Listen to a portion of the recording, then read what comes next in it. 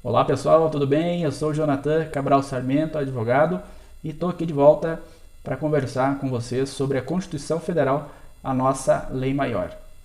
No vídeo anterior, pessoal, nós tratamos sobre o artigo 84, que fala das atribuições do presidente da República, e o 85, que trata sobre o que são os crimes de responsabilidade do presidente da República.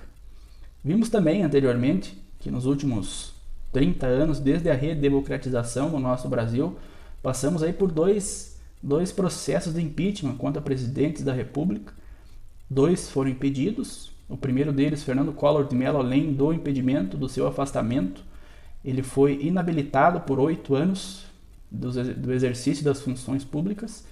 E o último processo de impeachment, a presidente foi afastada, foi impedida de continuar o seu mandato, mas ela não foi inabilitada para o exercício de cargos públicos ou para concorrer a cargos públicos.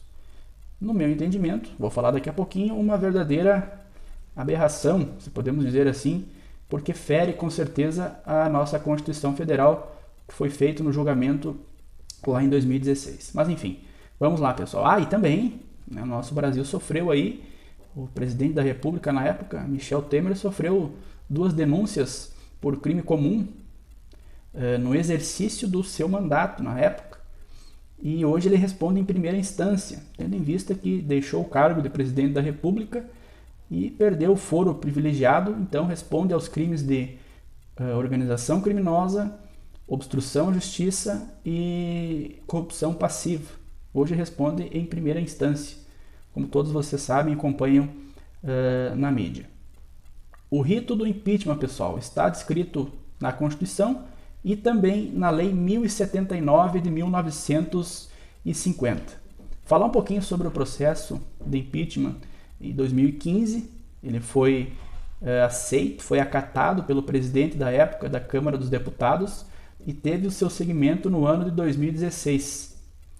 A Lei 1079 fala, no seu artigo eu separei para vocês aqui, a Lei 1079, ela fala no seu artigo 14. É permitido a qualquer cidadão denunciar o presidente da República ou ministro de Estado por crime de responsabilidade perante a Câmara dos Deputados. Então, qualquer cidadão, obviamente, desde que baseado nessa lei, na Lei 1079, na Constituição Federal, poder denunciar o presidente da República ou ministro de Estado.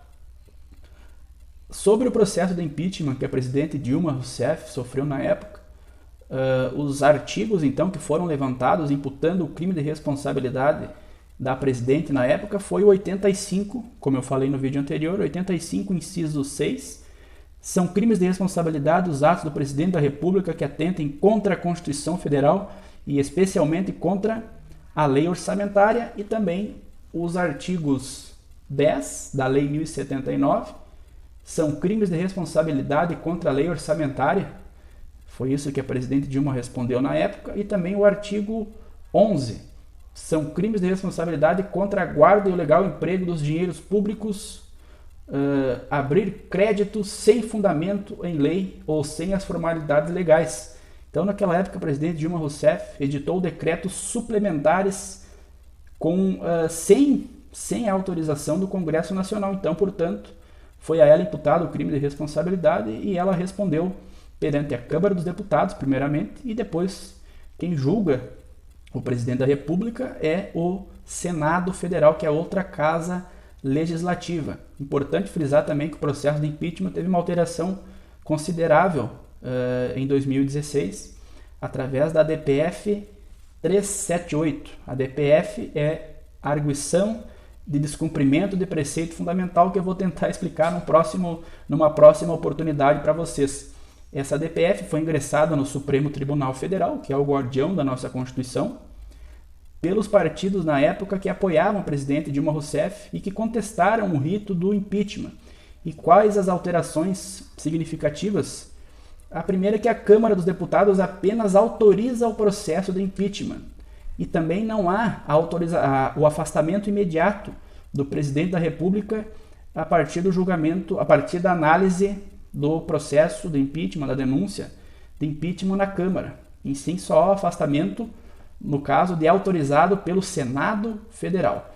É claro que o rito do impeachment tem outros detalhes que somente nesse vídeo aqui não vai caber. Como, por exemplo, após o presidente da Câmara receber o pedido e acatar o pedido de impeachment, é criada uma comissão especial que vai elaborar um parecer que será votado em plenário, e aí sim, depois da tramitação, da votação em plenário, o processo segue o seu rito normal. E aqui, pessoal, no nosso estado, aqui no Rio Grande do Sul, mais especificamente na nossa capital, Porto Alegre, e demos sorte, afinal de contas, o assunto está em efervescência em Porto Alegre, em todo o nosso estado. O prefeito do município de Porto Alegre está sofrendo um processo de impeachment. Só que esse processo de impeachment do prefeito municipal de Porto Alegre, o rito dele é diferente do rito, por exemplo, que sofreram processo de impeachment o presidente Fernando Collor em 1992 e a presidente Dilma em 2015 e 2016. O rito do processo de impeachment em Porto Alegre, ele obedece o Decreto-Lei Federal número 201 de 1967. E o prefeito municipal de Porto Alegre, eu separei aqui para vocês a fim de ilustrar.